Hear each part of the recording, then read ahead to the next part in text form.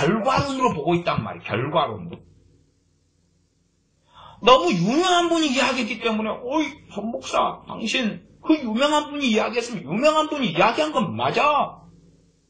그러나 유감스럽게 얼마나 끔찍한 이야기를 했는지는 귀담아 듣기 싫다는 거예요.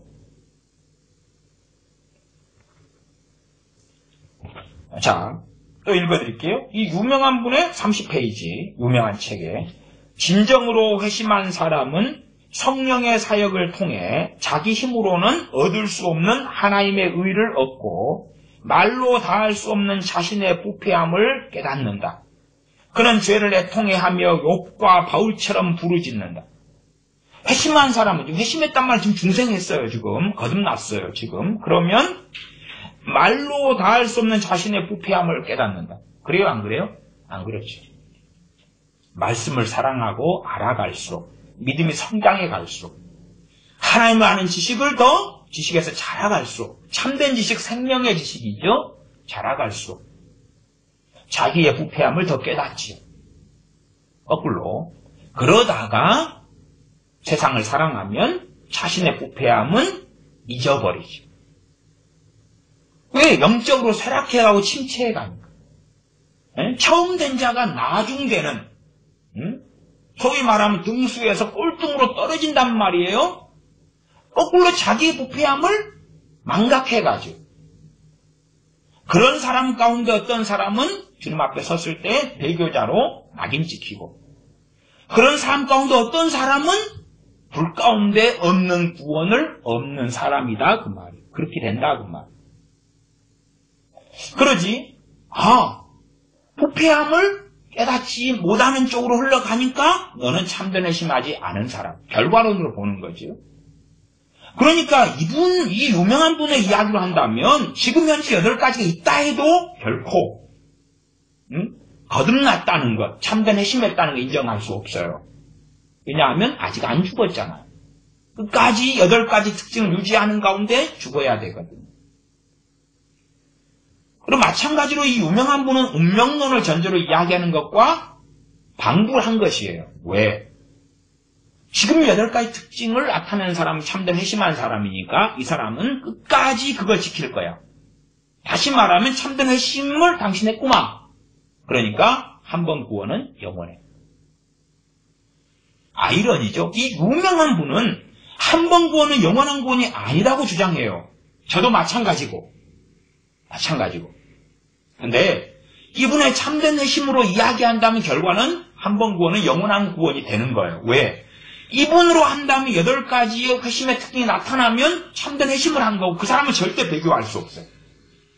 저는 참된 회심 할아버지의 할아버지를 해도 배교할 수 있다. 그가 사도 바울이라도 배교할 수 있다. 그래서 끝까지 믿음의 경주를 한다고 사도 바울이 이 빌립보서 3장에 말씀한 거예요. 지금 구원받은 사도 바울이 말씀한 거예요. 지금 구원을 이룬다고, 구원을 이루려고 한다고 하는 것은 구원 안 받았는데 구원을 이루려고 한다는 게 아니라 구원받은 사람이 구원의 마지막 최종지까지 하나님의 은혜를 의지하고 믿음으로 인하여 하나님을 경외하기 때문에 그 길을 끝까지 경주한다고 말씀하는 거예요. 그 자신의 믿음, 자신의 하나님의 경외함, 자신의 뱃속에 있는 것을 증언하는 것이. 빌립보 3장의 본문을 읽었죠.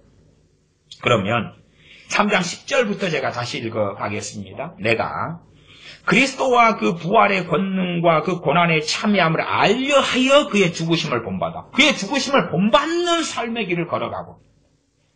빌립보 3장 11절 어찌하든지 죽은 자 가운데서 부활에 이르려 하노니 12절 내가 이미 얻었다 함도 아니요. 구원 안 받았다는 게 아니에요. 지금 아직 완전히 이 인생의 삶이 끝나지 않았다는 거예요. 지금 이때의 사도 바울이 죽어버리면 이미 얻은 구원이 이제 영화로 성취되겠죠. 그러나 아직 남은 인생이 있기 때문에 그도 배교할 수 있고 그도 미혹에 들 수 있고 그도 사탄에 사로잡힐 수 있는 거다 그 말이에요. 그래서 내가 이미 얻었다 함도 아니요 온전히 이루었다 함도 아니라 오직 내가 그리스도 예수님께 잡힌 바 된 그것을 잡으려고 쫓아가노라. 이런 것을 권면하기 위하여 성경이 대부분 기록되었어요.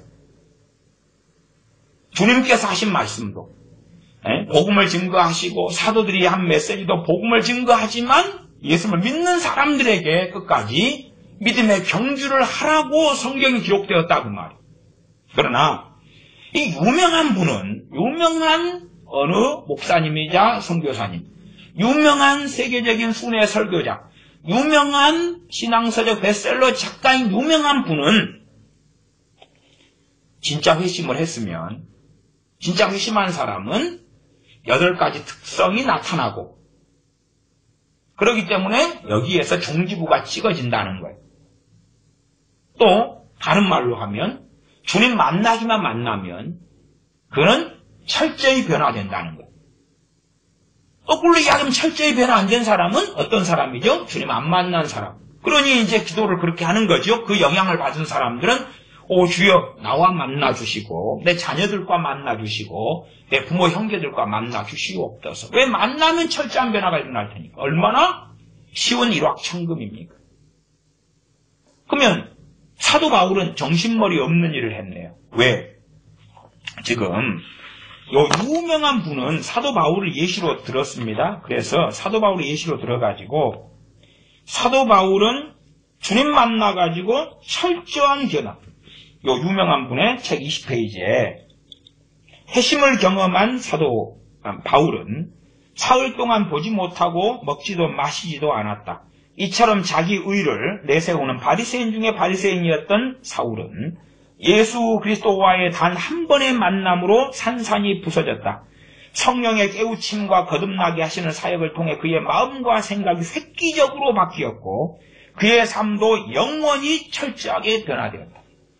영원이라는 단어는 포에버, 영원이라는 단어. 그러면 사도 바울은 배교할 가능성이 이제 없어졌죠. 한 번 보는 영원한 것이라고 이야기했잖아요. 이게 그거잖아요. 그러나 이 유명한 분의 설교는 또한 한 번 보는 영원한 것이 아니다고도 이야기하고 골치 아프죠. 골치 아파. 이게 사도 바울 된 청년 사울은 철저히 영원히 변화되었다. 그런데 왜 빌립보서 3장에서는 내가 이미 얻었다함도 아니요 온전히 이루었다함도 아니라고 말할까요? 희한하죠. 희한해.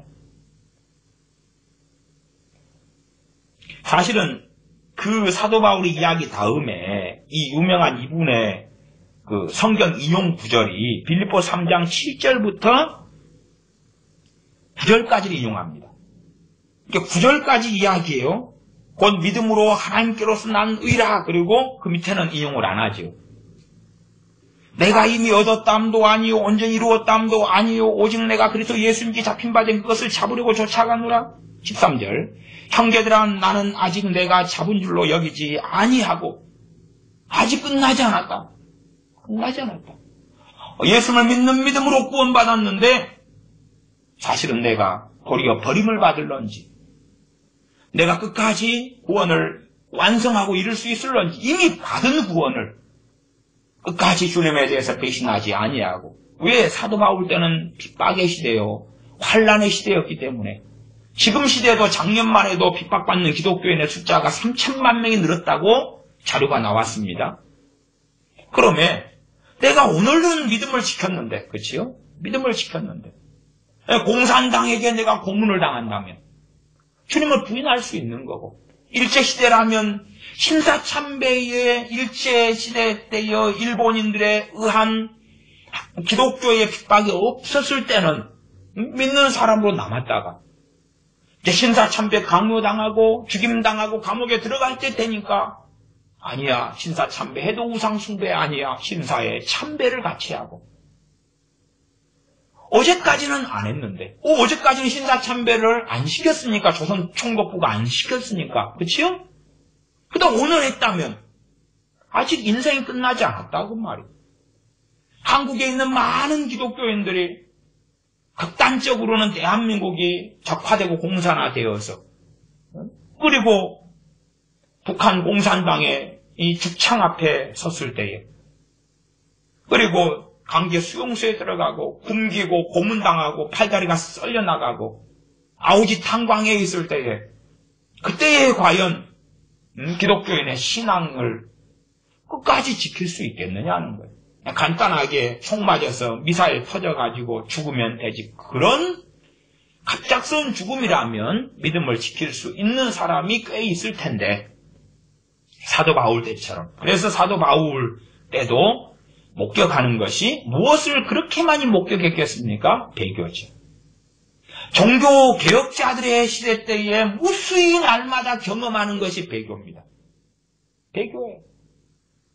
그래서 참 앞으로의 시대 때는 제가 종교 개혁자들을 강조하는 이유 중에 하나도 이 종교 개혁자들의 시대처럼 핍박의 시대로 점점 돌입해져 가고 있는 것이 전 세계 실정이기 때문에 핍박의 시대 때 종교 개혁자들이 외쳤던 것이 무엇이고 날마다 배교하는 사람들을 보아왔던 루터나 칼빈이 혹은 쯔빙글리가 존 낙스가 볼 때에 날마다 배교해가는 무수한 사람들, 프랑스 왕의 이 칼 앞에서, 영국 여왕 메리의 칼 앞에서, 단두대 앞에서 배교해가는 무수히 많은 사람들을 볼 때 잡혀서 단두대 앞에 서지 않았을 때는 또 화형당하는 기독교인들 앞에서 화형당하기 전에는 주여 믿습니다. 화형대에 올라가기 전에는 오줌을 옷에 싸면서 나는 다시 로마 가톨릭으로 돌아갑니다. 나는 가톨릭의 신앙을 진리의 신앙으로 믿습니다.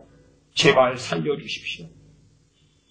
그런 것을 무수히 보는 시대에 종교 개혁자들은 설교했고 거기에 무수히 많은 배교를 담고 있어요. 이상하죠?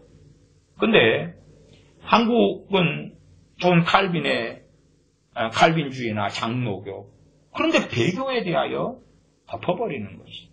배교는 없다. 배교는 없다. 어떤 면에서 이 유명한 이분도 배교를 덮어버리는 것이. 왜? 참된 회심을 했으면 배교할 리가 없잖아. 이 결정론 운명론이니까. 청년 사울, 사도 바울 된 청년 사울은 철저히 영원히 변화되었다. 이것이 회심의 예시다.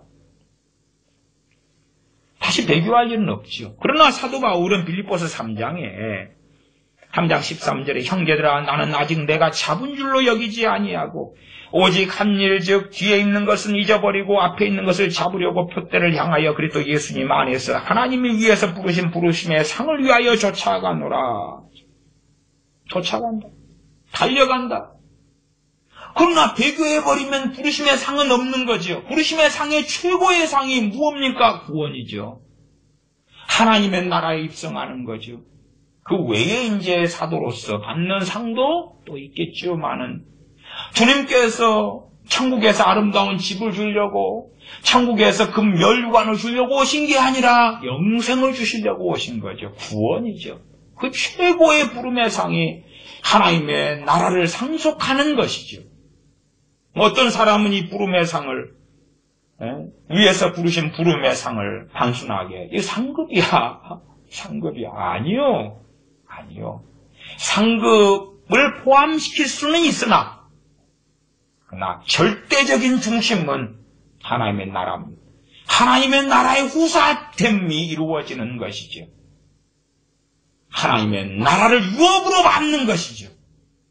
그렇지 어디 상급이라 해가지고 다이아몬드 집, 금집, 좋은 저택, 5층 집, 거기서 얻는 명예, 정말 성령 충만한 또한 하나님을 깊이 아는 사람들에게는 집도, 차도, 명예도, 돈도 가치가 없다는 것을 알 거예요. 오직 하나님만이, 주님만이, 성령님만이, 주님과 동행하는 것만이 영구한 가치가 있지. 집이든 이 세상의 재물이든 가지고는 하나님께 설 수 없다는 것이고 아버지의 나라에 갈 때에 아무것도 가지고 온 것이 없는 것처럼 이 세상을 떠날 때도 아무것도 가지고 갈 수 없다는 거예요. 아무것도 가져갈 수 없다. 빈몸으로 왔으니 아버지께 돌아갈 때도 빈몸으로 돌아가는 것이. 그렇게 성경에 명시되어 있는 것입니다. 통장을 가지고 가지도 못하고 집문서를 가지고 가지도 못한다고 말이에요. 그래서 제가 두 가지. 한극단은 믿음을, 참된 신앙을 지식으로 만들어버린 거예요. 다시 말하면 죽은 신앙을 참신앙으로 포장하고 왜곡한 거예요. 그리고 열매가 없으니까 열매가 없는 사람은 가짜다. 한편으로는 맞아요. 왜? 세례 요한도 회개에 합당한 열매를 맺으라 그랬어요. 회개에 합당한 열매를 맺으라는 메시지를 누가 듣죠? 회개의 세례를 받은 사람이 듣는 거예요. 지금 너희들 지금 회개의 세례를 받잖아. 회개에 합당한 열매를 맺어야 돼. 강력하게 경고하면서 권면하는 거예요. 이게 말하자면 순서가 바뀌는 게 아니에요. 회개에 합당한 열매를 맺으니까 죄사함을 얻게 하는 회개를 주는 게 아니라, 죄사함을 얻게 하는 세례를 준 게 아니라 그 말이에요. 지금 이 유명한 분하고는 말이 바뀐 거예요, 순서가. 회심의 열매를 맺으니까 거듭남 중생 회심을 인정해 주는 게 아니라 그 말이에요. 주 예수 그리스도의 의를 통하여 중생 거듭남이 일어나고 그 이후에 우리에게 열매를 맺으라고 말씀하는 거예요. 포도나무를 심어놓고 자 열매를 맺어. 무화과나무를 심어놓고 열매를 맺어. 돌감람나무 가지를 참감람나무 가지 접붙여놓고 그리고 열매를 맺어. 열매를 맺으라고 요구하시는 거예요. 근데 거꾸로 한 거예요. 말하자면 떨어져 있는 가지가, 말하자면 돌감람나무 가지가 돌감람나무인데 참감람나무 열매를 맺혀. 그러면 참감람나무로 해줄게. 그게 결과론이 거꾸로 결과론으로 접근하는 끔찍한 점이에요. 말하자면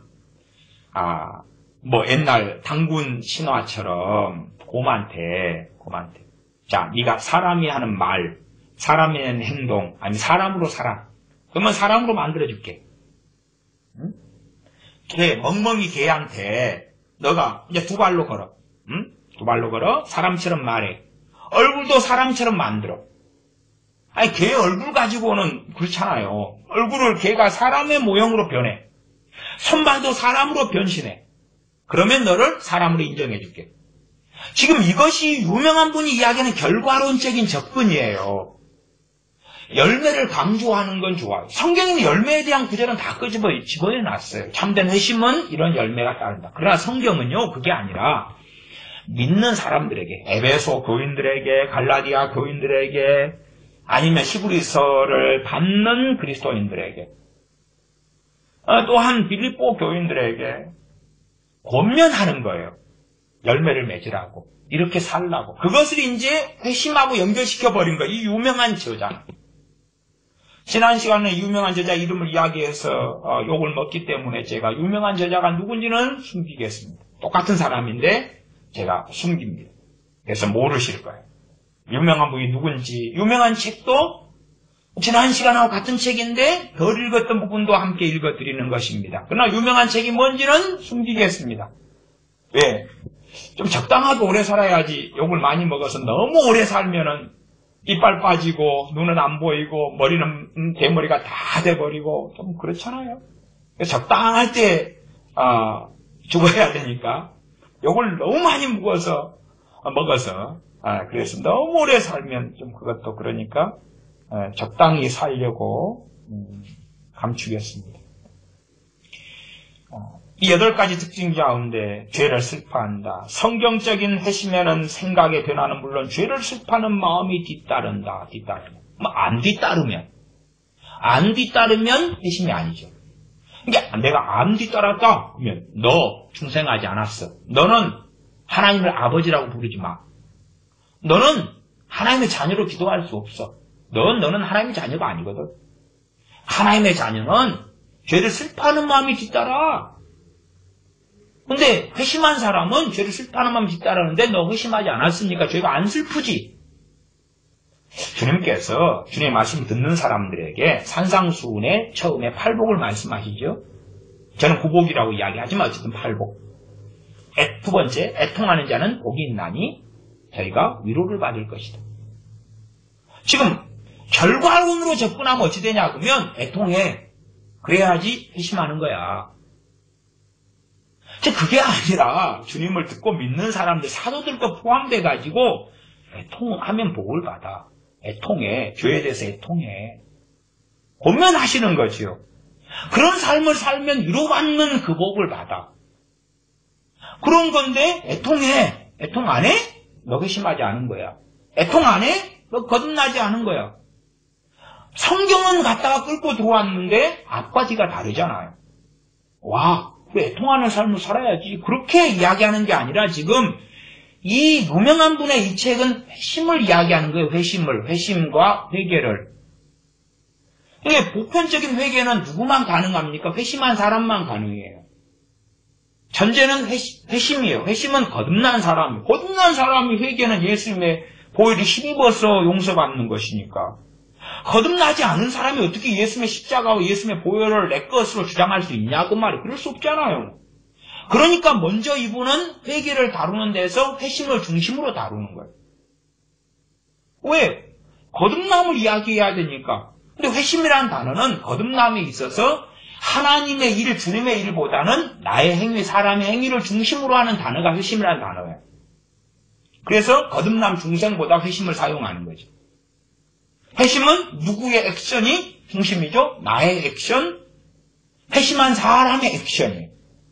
자, 회심, 하나님께 돌아왔어. 하나님은 제자리에 계시고 사람이 돌아온단 말이에요, 하나님께. 사람의 돌아옴이 핵심이에요. 회심이라는 단어의 함정 중에 하나가 그렇습니다. 그러나 이제 상당히 율법적으로 변해가면서 청교도 분들도 회심이라는 단어의 포인트를 굉장히 보고 그랬어요. 왜냐 그러면 청교도들의 상당한 신학도요, 사변적인 신학으로 흐르는 경향성이 강했거든요. 그러니까 뭐가 없어요? 종교가 되면서 행위가 없잖아요. 열매가 없잖아요.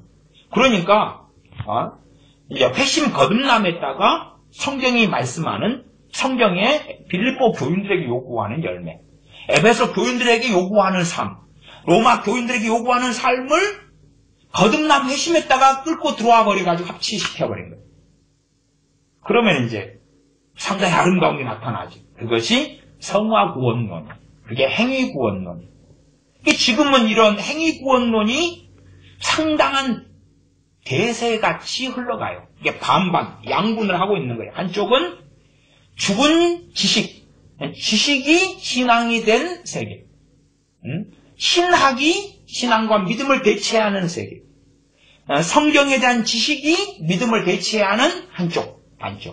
한쪽은 이제 점점 힘을 얻어가고 있는데 행함이 있는 믿음. 믿음의 열매가 행함으로 나타나는 건데 그게 아니라 행함이 있는 믿음. 행함이 있는 믿음. 야고보서는 행함이 있는 믿음을 야고보서를 받는 크리스천들에게 요구를 해요. 왜? 그들은 이미 크리스천이기 때문에. 그들은 이미 구원 얻는 믿음을 가지고 있기 때문에. 이게 야고보서 대상이 보편적인 사람들이 아니에요. 불신자들이 아니라 그 말이에요. 대중이 아니에요. 대중이 아니라 대중이는 죽었으니까 대중이가 될 수가 없잖아요. 대중이 아니라 일반 관중, 청중이 아니라 크리스천이에요. 크리스천. 참 성경을 요즘 모르는 사람이 많아가지고 이런 참 지극히 상식적인 이야기에도 목사님 정말 그래요? 야고보서 읽어드릴게요. 야고보서 2장 1절을 읽어드릴게요. 2장 1절. 이거저거 떠나서 2장 1절. 내 형제들아 부르는 게 뭡니까? 크리스천이니까 야고보 그러니까 하나님의 종인 야고보 감독이 내 형제들아 그러는 거지. 저기 불교신자한테 내 형제들아 그러겠어요? 아니면 이슬람한테 내 형제들아 그러겠어요? 아니면 세상 사람한테 내 형제들아 그러겠어요? 내 형제들아. 그 다음도 명확합니다. 야고보서 2장 1절에 내 형제들아 영광의 주 곧 우리 주 예수 그리스도를 믿는 믿음을 너희가 받았으니 예수를 믿는 믿음은 우리가 만드는 창조물입니까? 받는 것입니까? 받는 것. 이게 정말 제가 많이 강조하는 말씀이에요. 정말 많이 강조하는 거예요. 나 잘못되게 흘러가면 믿음을 자기가 만들어내는 거예요. 믿음은 만들어낼 수 없어요. 성령님이 아니면 구원 얻는 믿음은 나타날 수가 없는 거예요. 그러나 그 책임은 우리에게 있는 거예요. 우리에게. 우리가 정말로 주님을 찾고 구하면 이 구원 얻는 믿음을 주시는 거예요. 모조품이 될 수가 없어요. 이게 모조품은 없어요. 우리가 만들지 못해요. 우리에게 성경은 주 예수를 믿으라, 주 예수를 믿으라라고 명령하시지만, 그래서 우리가 믿으려고 겸비하게 나아갈 때에 우리 주 예수 그리스도를 믿는 믿음을 너희가 받았으니 우리에게 주시는 거예요. 이러한 말씀 유다서에도 있지요. 제가 정말 강조하는 말씀. 예수를 믿는 믿음을 받은 사람들이 누굽니까? 중생한 그리스도인들, 크리스천, 하나님의 자녀, 새로운 피조물이 된 사람들이죠.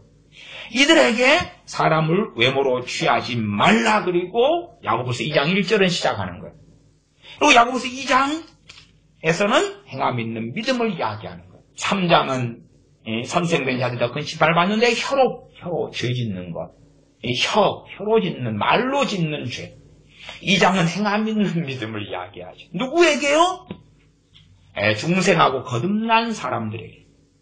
순서가 바뀌면 안 되는 거예요. 근데 지금은 이제 행함 있는 믿음, 행함 있는 삶 믿음이라는 것이 순서를 짬뽕이하고 바꿔버려요. 순서가 있어요, 순서가.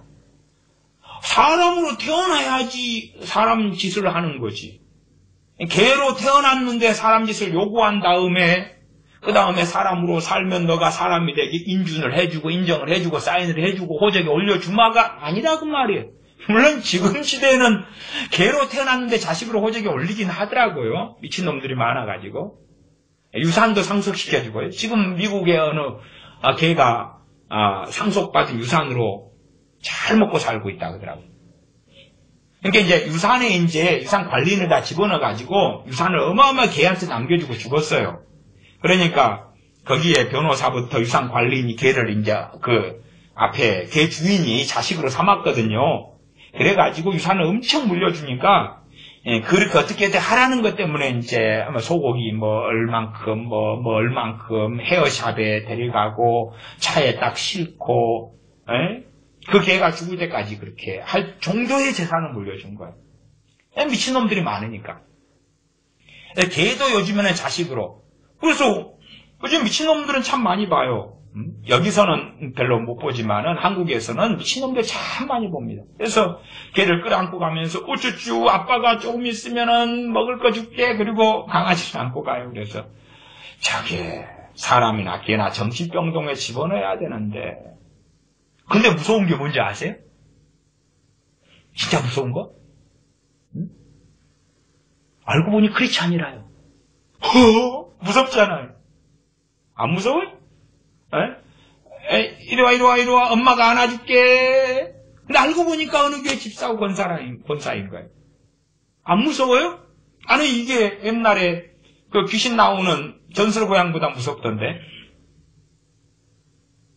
전설고향보다 무섭잖아요. 멍멍이가 지 자식이면 지 자식 구원을 위해 기도할 거고, 이제 걔도 어디 가야 돼? 천국에. 그래서 이제 어떤 분이 저에게 물어봐요. 제 강아지도 천국 갈 수 있나요? 썩을 놈아, 네 자식이나 전도해라. 아니, 그렇게 말 안 했어요. 말은 큰일 나지. 근데 이미 정신머리가 썩었다, 그 말이에요. 아주 미친 세상 사람들이 강아지를 안고 가면서, 어이구, 아들아, 딸아, 이뻐, 까꿍, 엄마가, 아빠가 곧 뭐 해줄게. 그 다음에 자식을 부르면 진짜 자식한테, 강아지한테 말하는 거예요. 오빠 따라가. 오늘 오빠 따라가. 오빠 학교 가. 따라가지 마. 오빠 학교 간다니까. 예, 아파트에서 키우는 강아지가 이제 그 자식이 학교 가려고 막 따라 나가잖아요. 엄마가 이제 오빠 학교 가니까 지금 따라가지 마. 이리 와. 쫑쫑아 이리 와. 오빠 학교 가. 근데 알고 보니까 집사하고 교회 사모라, 사모. 그래서 요즘엔 전설고향 안 해요.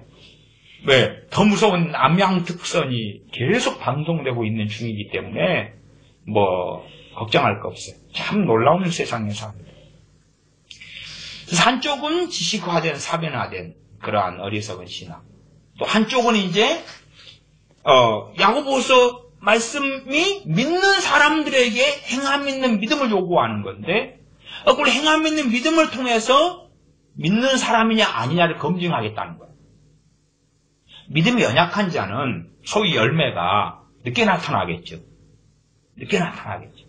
그러면 늦게 나타나지만 늦게라도 나타나는데 나타날 수 있는데 그렇죠? 늦게가 언제인지는 모르지만 그러면 안 나타나고 있을 그때에는 중생한 사람이 아니게 되죠. 그럼 기도 너 하지 마. 하나님 아버지라고 기도하지 마. 아버지라고 부르지 마. 너는 성령님이 너한테 역사할 거 기대하지 마. 너는 중생한 자가 아니야. 너는 말씀 깨달을 수 없지. 왜? 성령님이 진리의 영으로 말씀을 깨닫게 하시는 사명인데 중생하지도 않았는데 어떻게 성령님의 도움을 받아요? 그럴 수 없잖아요. 고해사 옆에 계셔서 돕는 분 내 도움을 받을 수 없잖아요. 왜 중생하지 않았잖아요. 열매가 없는데. 행함 있는 산 믿음을 가져야 구원받습니다. 구원받는다는 게 뭐예요? 거듭난다는 이야기 아니에요? 거듭난 자가 없는 것이 구원이니까. 행함 있는 산 믿음을 가져야지 구원받습니다. 그러면 행함 있는 산 믿음을 가져야지. 왜? 믿음이라는 걸 빼버리면 이단이 되니까 뺄 수는 없는 거예요. 왜? 믿음으로 구원받는 건 다 아니까. 그러나 믿음으로 구원받습니다. 그래 보면 지금 시대에 많은 사람이 행함이 없기 때문에 그러면 좀 아니야. 열매 없잖아. 우리도 그렇게 말하면 안 되겠지. 그래서 증거로 삼는 것이 야고보서예요. 야고보서. 야고보서는 크리스천들에게 쓴 서신이란 말이에요. 근데 이것을 대중에게 보편적인 불신자들에게 쓴 것이라고 생각하는 거예요, 이게. 물론 행함 있는 믿음이 끝까지 없다면 저는 그는 배교자로 봅니다. 그리고 민난 다섯처녀처럼 구원받지 못할 거라고 저는 믿습니다. 그리고 그렇게 오랫동안 설교해 왔습니다. 아니 주님 믿습니다. 그런데 주님을 위해서 인생을 죽을 때까지 살지 않았다면 그의 믿음은 주님으로부터 부정당할 수밖에 없다고 말이에요. 그렇지 않나요? 그러나 거꾸로 내가 주님 믿었는데 지금 현재에 주님보다 자식을 더 사랑하고 있고 주님보다 세상을 더 사랑하고 있다 해서 간단하게 그의 거듭남과 하나님의 자녀됨과 중생을 부인하는 것은 저는 반대한다 그 말이에요. 결과론적으로 접근하는 건 곤란하다 그 말이에요. 아무리 믿음 좋은 사람이라도 자기 몸이 아프면 자기 건강이 주님보다 중요하게 되는 일은 흔하게 벌어져요. 흔하게 벌어져요. 또 아무리 주님을 사랑하는 사람이라도 자기 자식들이 정말로 비참한 참담 지경에 놓이면 주님보다는 자식 염려를 꽉 차는 것이 사람의 인지상정이라요. 그 결과를 본 다음에 너는 중생하지 않은 사람이야. 너는 회심하지 않은 사람이야. 그렇게 이제 이 유명한 분은 보는 입장이다 그 말이에요. 유명한 분의 유명한 책에서. 이게 잘못됐다면 본인은 이걸 다 폐간시키거나 아니면 수정하거나 고치거나 그렇게 해야 되는 거예요. 그러나 아직까지는 잘못되지 않았다고 믿기 때문에 폐간되지도 않았고 그 다음에 이것을 바꾸지도 않았고 수정하지도 않았어요. 그 다음에 책을 산 사람들이 있으니까 계속하여 자기 최소한 책을 사고 읽은 사람들이 모든 사람이 듣도록 계속하여서 내가 지금 이렇게 책에 쓴 것은 이걸 사본 사람들은 이게 내가 잘못 말했고 오히려 복음이 아니라 행위구원론을 내가 말한 것입니다라고 계속하여 이야기하면서 참된 복음과 구원에 대하여 회심에 대하여 바르게 다시 계속 전해야 되는 거예요.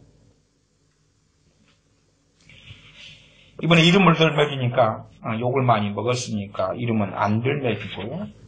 8가지가 있어야지 회심한 사람이라는 거예요. 첫 번째가 생각이 변화된다. 지난 시간에 자세히 읽었죠? 생각이 변화된다. 교만과 자신감과 자기 확신이 참된 겸손으로 바뀌고 그렇게 바뀌고 너 바뀌었구만. 너 회심했어. 회심한 8가지 중에 한 가지가 있구만. 아직 나머지 7가지 다 확인해 볼게. 그 다음에 있으면 회심했어. 그러나 현재지 1년 뒤를 내가 어떻게 장담해요? 그래서 사도 바울도 내가 잡았다 함도 아니라 그런 건데 어떻게 할까요 도대체? 10년 뒤는 어떻게 할까요? 20년 뒤는. 그것이 계속 자기가 나타나야지. 아버지, 오 주여, 그럴 수 있는 거 아니에요?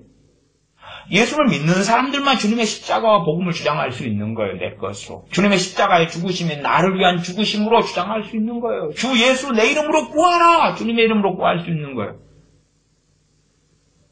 성경에 선언된 하나님의 은혜도 보편적인 사람들이 아니라 예수를 믿는 사람들에게 하나님 아버지와 주 예수 그리스도를 조차 은혜와 평강이 너희에게 있을지어다라고 서신서 등에 계속 선포되잖아요. 누구에게요? 크리스천들에게, 믿는 사람들, 거듭나고 중생한 사람들에게 하나님의 은혜와 평강이 선언되고 있는 거예요, 성경이. 그러지, 야, 김정은이에게도 은혜와 평강이 있을지어다. 죽은 히틀러에게도 은혜와 평강이 있을지어다. 지옥에 떨어져 있는 거시기들에게도, 빨갱이들에게도 은혜와 평강이 있을지어다. 이슬람에도 은혜와 평강이 있을지어다라고 성경이 선언되는 게 아니란 말이에요. 그러나 에큐메니칼은 거기까지 확장시키죠. 왜? 하나님의 사랑과 자비는 너무 크고 위대하기 때문에. 두 번째가 죄를 슬퍼한다 읽었었죠. 성경적인 회심에는 생각의 변화는 물론 죄를 슬퍼하는 마음이 뒤따른다. 안 뒤따르면 오히려 사마리아 도성에 빌립 집사님의 전도를 통한 기쁨이 먼저 뒤따릅니다. 기쁨이. 그 다음에 뒤따른다 그럴 때 뒤따르는 걸 그 사람 죽을 때까지 누가 살펴요? 아니, 언젠가는 있으면 뒤따른다고 쳐줄 수도 있겠죠. 그렇죠? 그러나 누가 그걸 확인해요? 이 책의 내용을 아멘 해가지고 자기가 자기를 확인해요? 그럼 한 번만 있으면 되나요? 이 양반의 입장은 한 번은 아니에요. 계속에 끊임없이 영원히 이 세상을 떠날 때까지 계속 죄가 있는 한은 죄를 슬퍼하는 마음이 계속돼야 된다고 보는 거예요. 그것이 참된 회심의 증거라는 거예요.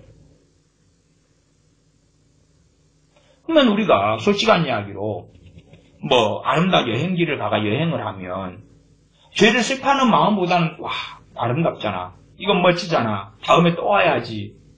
그리고 하루 내내 사실은 죄들을 슬퍼하는 마음보다는 정말 이제 깨어있는 크리스찬이라면 오, 주님, 이걸 관광할 기회나 돈이나 시간이나 주셔서, 가족을 주셔서 감사하고 좋아요. 그러고 지나갈 거 아니에요? 그날 죄를 슬퍼하는 마음이 사라졌으니까 그는 참된 회심을 부정당하는 거예요.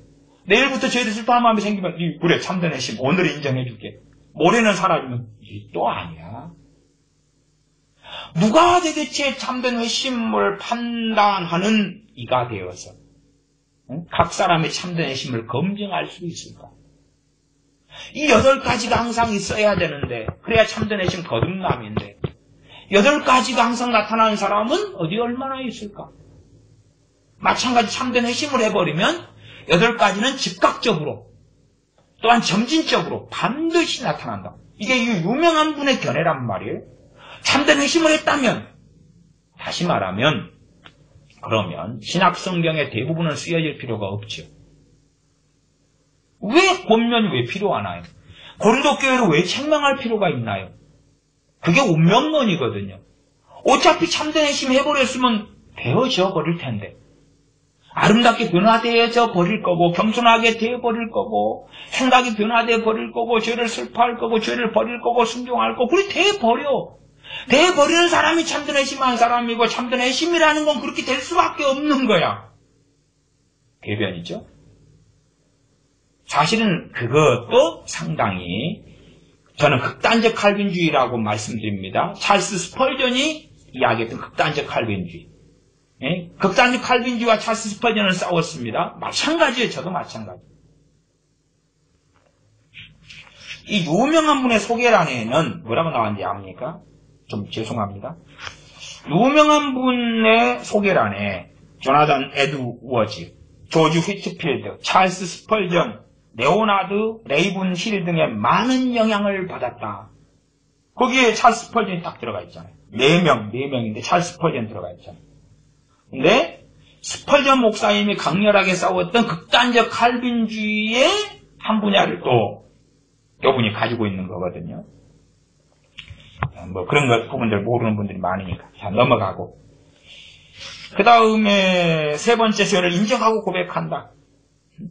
회심은 우리를 바라보는 하나님의 관점이 되고 하나님의 판결이 정당하다는 걸 솔직하게 인정하고 고백하는 데까지 나아간다. 사실은 이것도 거듭난 사람이 이제 점점 말씀 알아갈수록 벌어지는 일이지요.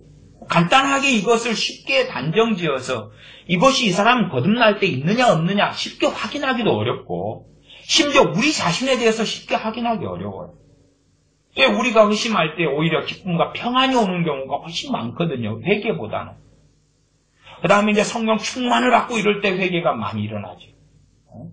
어떤 사람은 정말 좋게도 주님 영접할 때 회개가 터지는 사람도 있더라고요. 근데 그런 사람은 생각보다 많지는 않아요.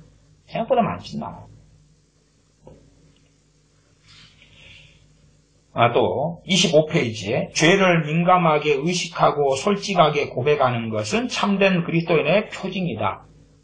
표징이다 그 말은 증거다 그 말이에요. 죄를 민감하게 의식하고 솔직하게 고백하는 것. 그리스도인이 이렇게 살아야 돼요. 이렇게 해야 된다고 성경이 권면을 해요. 그리스도인들에게.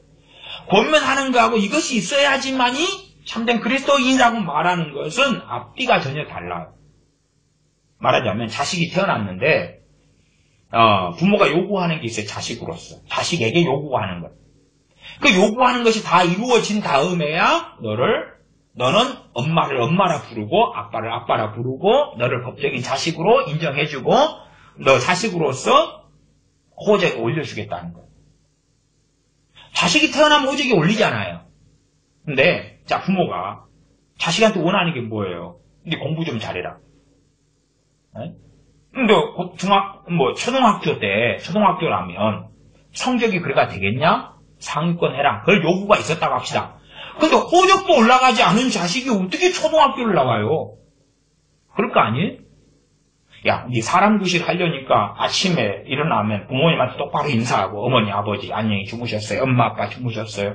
예? 아버지가 회사에서 돌아오면 아버지 오늘도 고생하셨어요? 예? 그리고 아버지 오늘 저녁 식사하세요. 숟가락 갖다 놓고 아버지 국그릇 밥그릇 다 갖다 놓고 이런 걸 해야지 사람이지. 근데 호적에도 안 올려줘요. 응? 그거부터 해. 그러면 너를 자식으로 인정해주마. 호적으로 올려줄게. 이게 부모가 자식한테 요구하는 것들이 있잖아요. 그걸 다 해야 되는 거예요. 결과론의 접근은 그렇거든요. 그러면 너가 자식으로 해주고 호적에 올려주고 그때부터 아버지 어머니 부르고. 근데 사실은 호적에도 안 올려주고 아버지 어머니를 인정 안 했는데 아버지 다녀오셨어요. 아버지 어머니 오늘은 잘 주무셨나요? 인사할 필요가 있어요? 없어요? 없잖아요. 아저씨 아줌마 오늘은 잘 주무셨어요? 결과론적인 접근은 정말 무서운 것입니다. 하나님의 은혜로운 믿음을 통하여 거듭난 자녀들이 하나님의 은혜를 받아서 변화의 길, 순종의 길, 그리스도인의 삶다운 길을 걸어가고 열매를 맺는 거예요. 열매를 맺어가지고 하나님의 자녀가 되는 게 아니란 말이에요. 그건 성화구원론이고 그건 행위구원론이에요. 열매가 없는 교회, 죽어가는 유명한 분은 미국 분이니까 미국에 열매가 없는 교회를 보니까 너희들이 그래가지고 그리스도인이냐? 너희들은 주님을 만난 자가 아니다. 주님을 만난 자는 정말로 열매를 가진다. 변화된다. 외치는 것까지는 제가 도의적으로 인정을 합니다. 마찬가지로 한국교회의 그 메시지가 들어오는 것까지도 제가 도의적 인정을 해요. 왜? 믿는 사람들이 안 믿는 사람보다 더 못돼 처먹은 썩을 놈들이 훨씬 많기 때문에 훨씬 많은지 모르시면 국회에 들어가 보시라.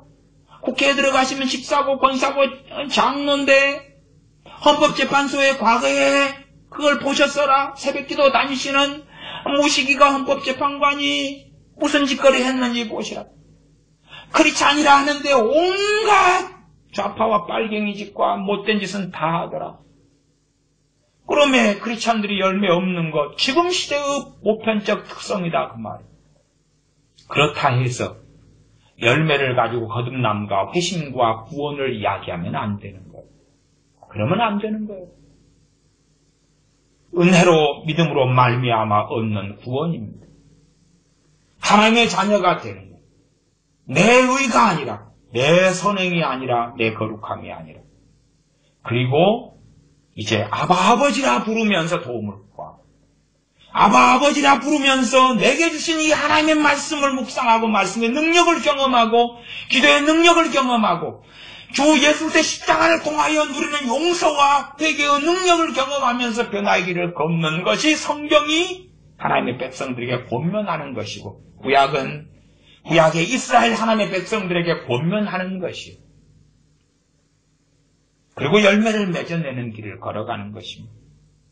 용서받은 사람들이 용서의 길을 걷는 것이고, 죄 사함 받는 자들이, 받은 자들이 회개의 길을 걷는 것이며 성화의 길을 걷는 것이고, 그러나 반대로 성화의 길을 걷는 사람들이, 죄 용서받고 거듭난 사람들이 거룩의 길을 걷지 않을 때에 주님께서는 그를 부인하시리라 하는 것이에요. 그러지 운명론과 잘못된 이상한 예정론과 결정론에 들어가서 너 회심했구마, 너 참된 회심했어? 행동 8가지를 보니까 참된 회심한 거에 정확해.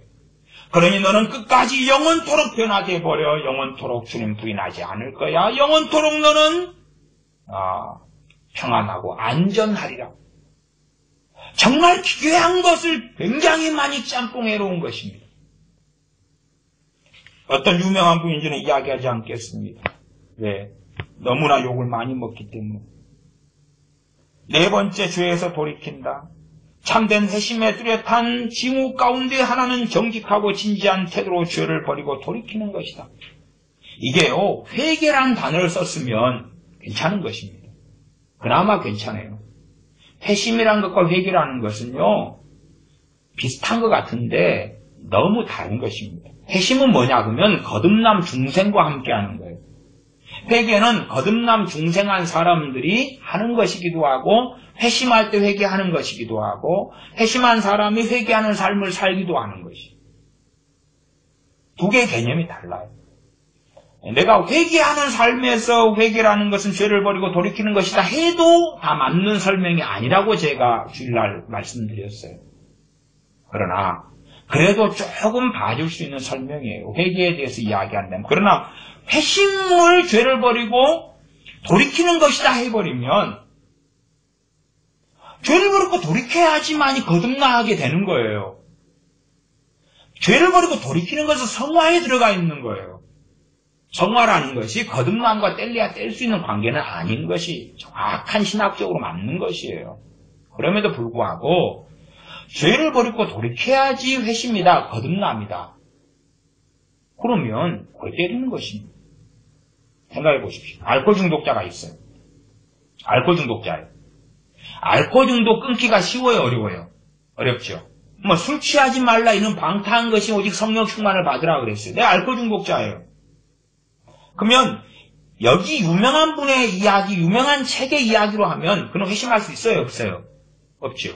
언제 가능해요? 알코올 중독 완전히 끊었을 때. 자, 미국의 유명한 알코올 중독 기관들이 있습니다. 주로 3년 정도를 치료 기간에 잡는 데가 꽤 있습니다. 3년 치료를 받아요. 그 다음에 1년 지난 다음에 1년은 참다가 술 마시고 다시 알코올 중독자가 돌아가는 사람도 아주 많아요.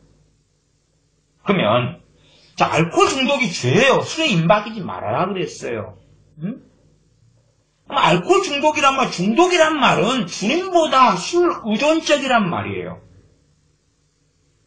그러면 회심이란 죄를 버리고 돌이키는 것이다.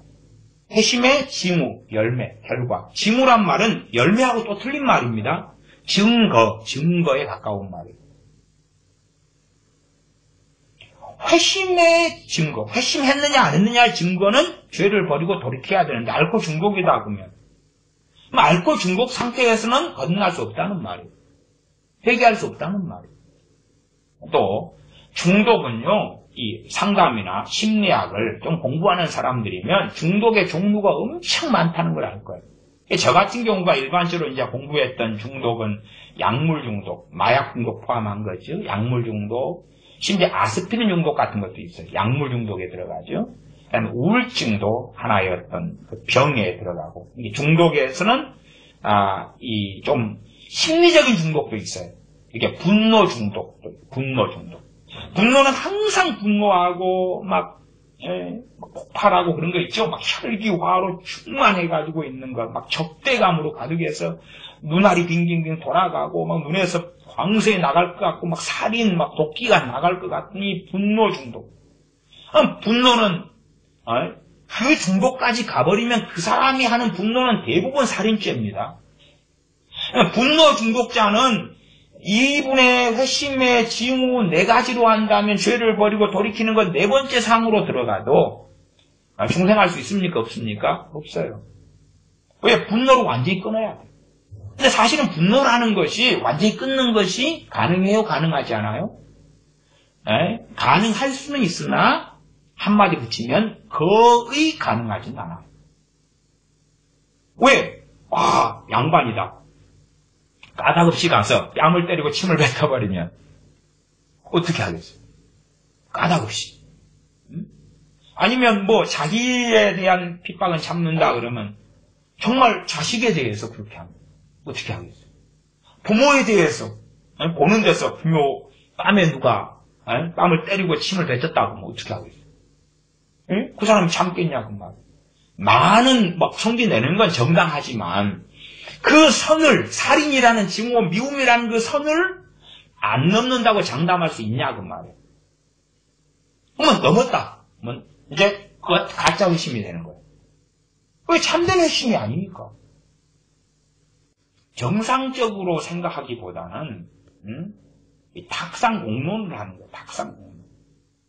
삶을 살기보다는 본인의 어떤 이상향을 가지고 있는 거예요. 이상향. 참된 그리스도인에 대한 이상향이 있어요. 성경은 그 이상향을 이야기하고 저도 그걸 설교해요. 성경이 그걸 강력하게 말씀해요. 참된 그리스도인이 이래야 된다고.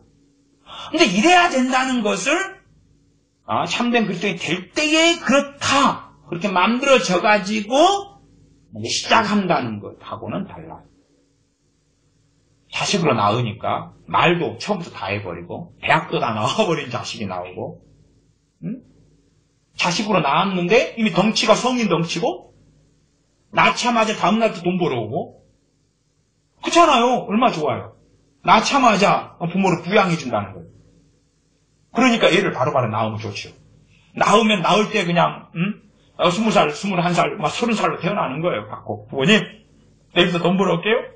감사해요. 엄마 뱃속에 10달 있는 것은 충분합니다. 내일부터 엄마 얻고 다닐게요. 설거지 빨래 다 하고 돈 벌어오고 엄마 내가 10달 있는 동안에요. 사실은 대학 과정까지 다 나왔어요. 아까 지금 그냥 학사고시만 봐버리면 대학 패스해버려요. 초등학교, 중학교, 고등학교 검정고시 바로 패스해버리고 그냥 쫙 할게요. 다 준비해버렸어요. 안 그렇고 태어나가지고 사람의 길, 자녀면 자녀의 길을 걷다가 이제 부모가 결혼한 부모가 되죠. 이 완성형으로 이야기하는 예수님 믿고 거듭날 때 다 돼가지고 조금 부족한 1%, 2%를 더한다는 것이 이 유명한 분의 견해예요.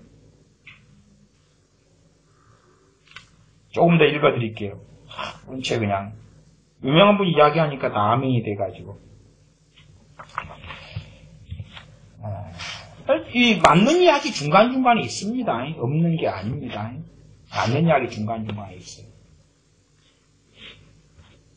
32페이지. 이 정도만 보고 이제 성경을 좀 더 본 다음에 말씀을 마무리해 가겠습니다. 두 군데 정도 보겠네요. 32페이지 제가 읽어드리면 회개한 죄인은 행위에 근거한 종교의 거짓된 속임수를 단호하게 거부한다. 그러면 안 돼요. 단호하게 거부해야 됩니다 하고 말씀을 증거하고 성경이 그렇게 적용할 수 있고 설교하는 거예요.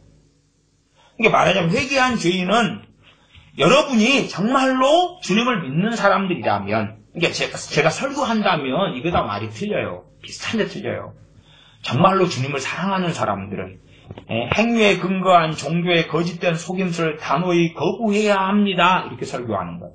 근데 여부는 어떻게 하냐 그러면 결과론으로 예수님 영접하고 거듭난 사람이라면 행위에 근거한 종교의 거짓된 속임수를 단호하게 거부하게 된다. 이런 거예요. 다른 거예요, 이야기가. 참 유명한 사람들이라면 다 믿는 것이 참 슬픕니다. 35페이지 읽어드리면 지금 이 35페이지 같은 거는 6번째 회심의 징후 6번째가 하나님께로 돌아선다 이 챕터에 있는 겁니다. 지난 시간에 안 읽어드렸어요. 너무 이것을 중심으로 안 삼으려고. 근데 정말 유명한 분만 들맥거리면 그냥 확 하고 그냥 뭔가 올라오는 사람들이 있는 모양이에요. 그러니까 좀 더 읽어드리는 거예요. 친절하게. 그러나 더 친절하기 때문에 누군지는 이야기하지 않습니다. 책 제목도 이야기 안 해요. 35페이지에 보면 데살로니가 신자들이 이전에 우상 숭배를 버리고 살아계신 참 하나님께로 돌아와 그분을 섬긴 것에서 그들의 회심이 참되다는 것을 알 수 있다. 이렇게 했어요. 참도 우상에서 돌아왔어. 그들의 회심이 참되구나. 그게 아니라 그들이 주님께 돌아와가지고 그들이 참으로 우상을 버리고 주님께 돌아온 것에 대하여 칭찬하는 거예요. 칭찬하는 거. 사실은 고린도교회 교인들 같은 경우는 못 보는 게 좀 있잖아요. 그렇죠? 우상의 제물도 막 먹고 복잡해진 게 있잖아. 있어. 이게 말하자면 데살로니가 전서 이게 1장 9절 10절이에요. 9절 10절에 우리가 어떻게 너희 가운데에 들어갔는지와 너희가 어떻게 우상을 버리고 하나님께로 돌아와서 살아계신 참되신 하나님을 섬기는지와 이러면 데살로니가 교인들이 칭찬하는 거예요. 이것도 회람서신처럼 다른 교회들도 보는 거거든요. 칭찬하는 거예요. 근데 이것을 갖다가 진리화를 시켜버리는, 일반화를 시켜버리는 거예요. 회심한 사람들은 다 이 결과가 다 있어. 다 이게 있는 거야. 이게 없으면 회심하지 않는 사람이 되는 거지. 어떤 사람은 예수님 믿은 다음에 제사 문제 가지고 1년, 2년, 3년, 5년도 싸우잖아요. 그럼 그 사람은 요 유명한 분의 이야기로 한다면 아직 구원받지 못한 사람이에요. 왜? 아직 제사 문제에 덜 정리했기 때문에. 덜 정리했으니까. 저는 제사 문제를 정리해야 된다고 이야기하고 당신들이 제사 문제를 정리하지 못하고 끝까지 그리 간다면 주님께서 당신들을 부정하실 거라고 부인하실 거라고 저는 설교합니다. 이게 비슷한 것 같은데요. 달라요. 달라. 다르다는 것을 이해를 못합니다. 가방꾼이 그래도 고등학교 대학교는 나왔으면서 목사들도 이해 못해요. 대학원 나왔으면서. 참 고시기하다. 시대가 너무나 무식하게 변했다. 빌립보서 3장 다시 보겠습니다. 3장 9절입니다. 그 안에서 발견되려 함이니 내가 가진 의는 율법에서 난 것이 아니요 오직 그리스도를 믿음으로 말미암은 것이니 곧 믿음으로 하나님께로서 난 의라. 내가 뭔가가 행함이 있어 가지고 의를 입는 게 아니고 행함이 있어 가지고 내 믿음을 진짜로 하나님 인정해 주는 게 아니란 말이에요. 분토와 배설물로 다 버리고 그 은혜와 그 사랑을 입각해서 주 예수 그리스도의 십자가를 믿는 믿음, 주 예수 그리스도를 믿는 믿음, 그 믿음도 심지어는 또한 하나님께로부터 오지요. 나 최소한 우리 편에서의 믿음의 긍휼함을 통하여 구원은 믿음을 우리에게 야고보서 2장 1절대로 주시는 거예요. 그런 사람이 이제 그 사랑을 더 알아가고 그 은혜를 더 알아가고 주님의 헌신과 나를 위한 희생을 더 알아가면서 하나님을 경외함을 배워가면서 하나님을 아는 지식에서 자라가면서 거룩의 길을 걸으면서 그러면서 열매를 맺어내서 하나님을 기쁘시게 하는 것입니다. 소금이 되어져가 소금으로 태어나서 소금의 맛을 내간다 그 말이에요. 빛으로 태어나서 빛의 삶과 길을 걷는다 그 말이에요. 그러지 빛이 되어 빛으로 기능을 하기 때문에 하나님의 자녀다. 소금으로 기능을 하기 때문에 자녀다가 아니라 그 말이에요. 그래서 우리가 예수님 믿은 다음에는 교회라면 지체됨 속에서 영적인 어린아이, 갓난아이를 돌보고 부양하고 세우라고 성경이 말씀하는 거예요. 믿음이 연약한 형제를 너희가 받아라. 그들의 의심하는 바를 판단하지 말라. 그리고 끌어안고 안아가고 세워줘가고 때로 업고 가고 그렇게 하기 위하여 목사를 교사를 세우신 거예요. 그렇게 하기 위하여 복음전도자를 세우시는 거예요. 그렇게 하기 위하여 믿음의 선진과 선배들이 이제 믿는 후배들을 위하여 기도해주고 격려해주고 위로하고 사랑을 쏟고 그렇게 해서 끝까지 주님을 믿는 그 믿음의 신앙의 경주를 하도록 하기 위하여 주님의 피로 사시고 세우신 것이 교회다. 그 말이죠. 결과로 거꾸로 접근하면 행위 구원이 나오는 것이고 점점 내 행위의 초점은 맞춰지지만 위선자가 될 수밖에 없어요. 중심에서 성령의 도우심과 하나님의 은혜에서 나오는 행위. 율법은 어려운 것이 아니고 주님께서 주신 짐은 쉽고 가벼움인데 그게 아니라 감옥에 들어가서 살아가는 삶, 억지로 발부둥 치는 그리스도인의 삶이 되고야 말고 그것도 뱃속은 변화되지 않은 상태에서 겁만 무거운 짐을 중대한 짐을 지고 가는 구약의 이스라엘 백성처럼 되고야 마는 거지요.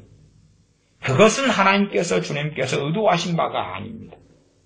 그래서 은혜도 주 예수 그리스도로 인하여서 받아가면서 또한 주님 의지한 기도, 주님의 이름으로 구하는 응답받아가면서 더 거룩의 길, 더 순종의 길, 더 하나님의 길을 걸어가는 것이 그리고 아버지의 나라에 들어가는 것이 우리 그리스도인의 삶입니다.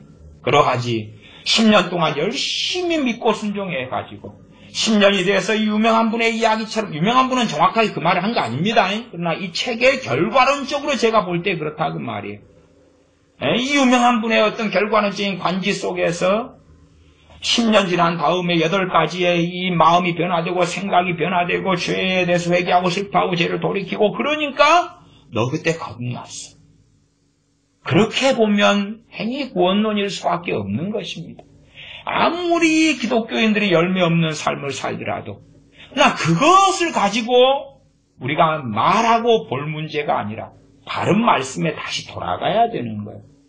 아무리 죽어버린 신앙의 반작용으로 튀어나와도 그래서 또 다른 이상한 것을 만들어내면 안 되고 말씀으로 돌아와야 되고 복음이 뭔지 중생이 뭔지 구원이 무엇인지 거듭남이 무엇인지 회개가 무엇인지 회심이 무엇인지 말씀 속에 바르게 이야기해야 하고 가르쳐야 하는 것이고 우리는 바르게 믿어야 하는 것입니다. 유명한 사람이 이야기했기 때문에 아멘 하지 말고 하나님께서 우리 주님께서 말씀하신 것에 아멘 해야 돼요. 소크라테스가 아리스토텔레스가 헤겔이 칸트가 니체가 누가 이야기했다 해서 아멘 하는 게 아니에요. 심지어는 칼빈, 루터가, 찌븐길리가, 존 낙스가 이야기했다 해서 아멘 하는 게 아니란 말이에요. 말씀하고 맞으면 맞는 것이고 틀리면 틀린 것이지. 사람을 따르지 말고 주님을 따라야 됩니다. 제 설교를 들으신 분도 정확하게 마찬가지입니다. 제가 말씀하고 어긋난 이야기를 하면 들으실 필요가 없는 것입니다. 그러나 말씀하고 맞는 이야기를 할 때에 아멘 하실 수 있는 것이고 제가 말씀과 어그러진 이야기를 하거나 심지어는 저도 얼마든지 미혹될 수 있는 것이고 그러면 제 설교를 듣는 것도 그만하시고 버리셔야 되는 것이고 주님을 따라가는 삶의 여정을 여러분과 저가 함께 걷는 것이지. 그리고 저는 제가 받은 사명과 직분을 감당하고 여러분은 또 여러분의 지체됨과 직분과 사명을 감당하고 주님의 부르심의 길을 부르심의 상을 위하여 쫓아가는 것인 그런 동반자로서 주님 앞에 살아가는 것입니다. 기도하겠습니다. 아버지 하나님, 우리가 참으로 어리석고 바보가 될 때가 많습니다. 사람을 쫓아가면서 사람의 종이 돼가고 말씀을 구하고 말씀에 따라 살고 믿기보다는 유명한 사람이 하는 가르침에 만족하고 안주할 때가 너무나 많습니다. 어리석어지지 않아서 사도 바울이 복음을 증거하고 말씀을 증거할 때에 지혜로웠던 베레아 사람들처럼 하나님의 말씀이 그러한가 하고 상고하는 슬기로운 우리가 되게 하여 주시옵소서. 우리 주 예수님의 이름으로 기도하옵나이다. 아멘.